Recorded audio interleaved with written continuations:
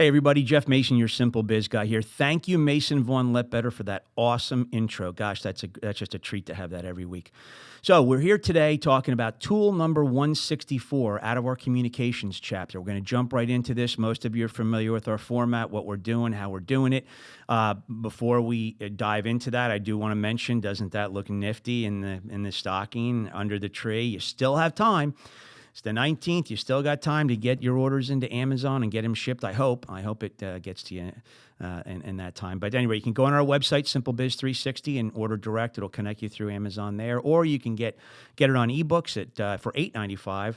The book is $18.95, but for $8.95, you can go on Kindle, go on Barnes & Noble eBooks, and Google Play as well. So here it is, tool number 164. Answer 100% of the inquiries you receive. Communication, it's essential. We have to do it. Our businesses depend on us communicating with customers. And when we get inquiries, they're a customer that is showing interest or expressing interest in one of a variety of things. They need help. They got a question. They're stuck. They want to get a price. They want some clarification, whatever it may be. However, what I've noticed over the decades is that in general, communication in the corporate world is getting a little more cryptic. It's getting a little bit more light on content. It's getting a little bit late in response. And I just see this. I've watched this happen. And now we're into this smartphone era, mobile technology era. A lot of us are doing business, the majority of our business, on small smartphones and other devices that are handheld. And, there's a lot of communication flying at us via text, via email still, and coming through the website, and some, voice messages as well. But as small business owners, I want to throw caution to the wind for you. I think it's a dangerous path to go down where you pick and choose what inquiries to answer and what not. Don't forget, this is your money, this is your investment, this is your dream, this is your company. You have put a lot into this, and I want to see you get a lot out of it. And I'm really throwing caution to the wind here, and I'm suggesting that you answer 100% of your inquiries. You do not have to have the answer. You just need to simply respond to somebody and say, I got your inquiry. Gee, I don't know the answer to that. I'll get back to you. Or maybe you don't even want to do business with this person, or you have no interest in having another conversation. Hey, thanks for reaching out to me at this time. This isn't good for me.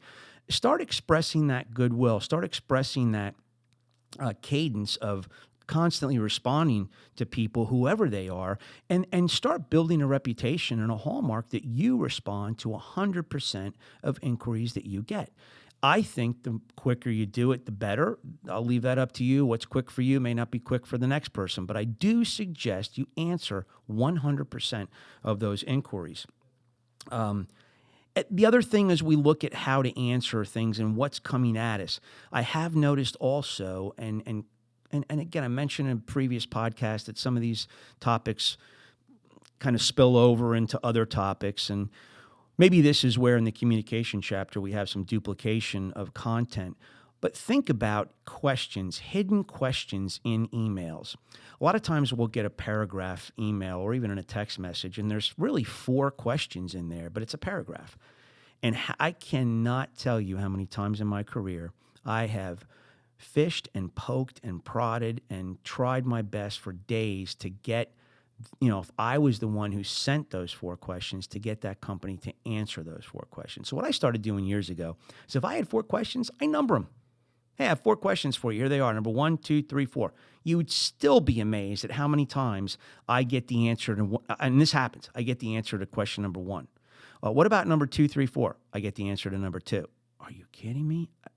Seriously? Okay, what about 3 and 4? I get the answer to 3. I'm not kidding you. This happens to me. And I'm like, I don't get it. Are you reading these emails? Are you reading this communication? Because, dude, I asked 4 questions. Now we're in the 3rd day. I'm getting pissed off. I'm sorry to use that language, but I'm getting a little ticked here, buddy. You're not reading this.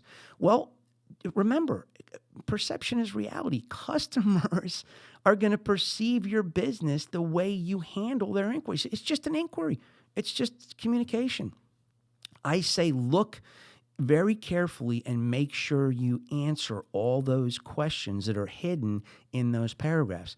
In addition, what I suggest is when you answer them to separate them and break them out so that when you regurgitate the answer back, what I do is I just create cursor spaces in between the questions and make sure they see my clear answer right there so that there's no confusion that that's the answer to that particular question.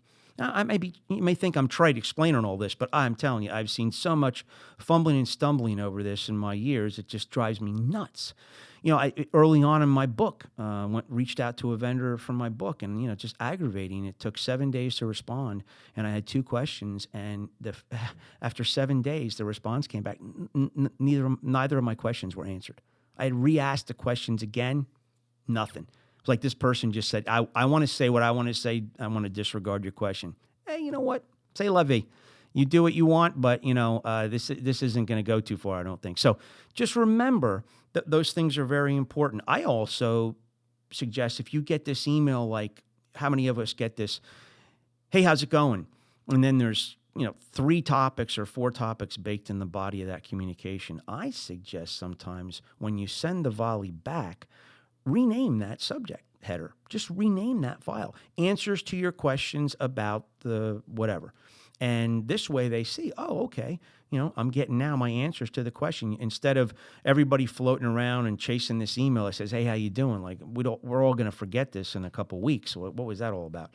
So just again, it's a suggestion. I got that "so" in there again. I'm very upset. I'm working on it. Going to get rid of that baby.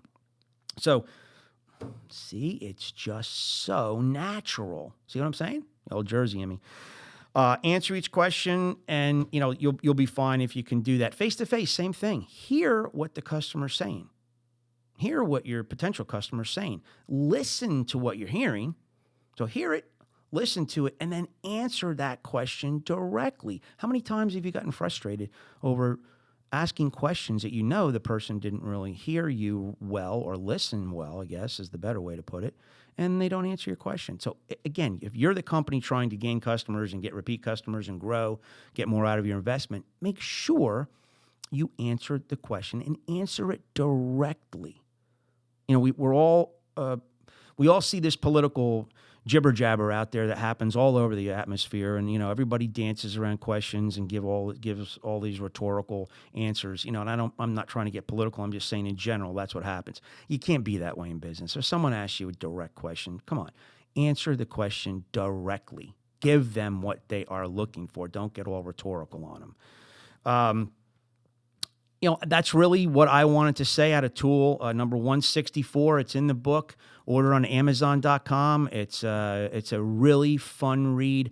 I'm getting that response from readers, and I'm just so happy that that's what they're thinking. So SimpleBiz360.com, SimpleBiz360.com. You can get connected to Amazon direct through there. You can go to Amazon and look me up under Jeffrey R. Mason as the author or my book title.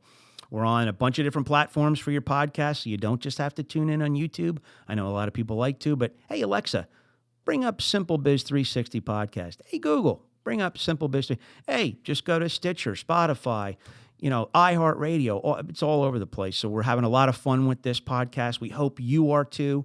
Let's talk about the Lost in the Shuffle track. Remember, I'm a rock and roller. I'm going to end every segment with a Lost in the Shuffle track for you. And I am going to give you one a Christmas treat. In 1963, it was released on the day that John F. Kennedy was assassinated. Unfortunately, it came out that very day. But it was by Phil Spector, A Christmas Gift for You from Phil Spector was the name of it. And it featured the Crystals. It featured Darlene Love. It featured the Ronnie Spector and what was that? The Ronettes, rather. I love Ronnie Spector, but I couldn't remember the name of the Ronettes. And then Bobby Sox and the Blue Jeans, which I've never really heard until I bought the album. But at any rate, this album, believe it or not, on Rolling Stone 2003 was voted the 142nd, I believe, most popular album out of 500 albums in the history of music. I mean, unbelievable. The Ronettes are in the Rock and Roll Hall of Fame as of 2007, and Darlene Love is in the Rock and Roll Hall of Fame as of 2010. This thing is packed with cool music. I mean, if you like R&B, man, you got to try this out. 1963 it was released. Just a wonderful little Christmas addition to your pull down or your playlist, and I think you'll really love it. Thank you so much for visiting with us. Merry Christmas, happy holidays, and we always want to say, keep pleasing your customers, hold on to your sand, and please keep the shiny side up when you're driving. Thank you, and have a great day.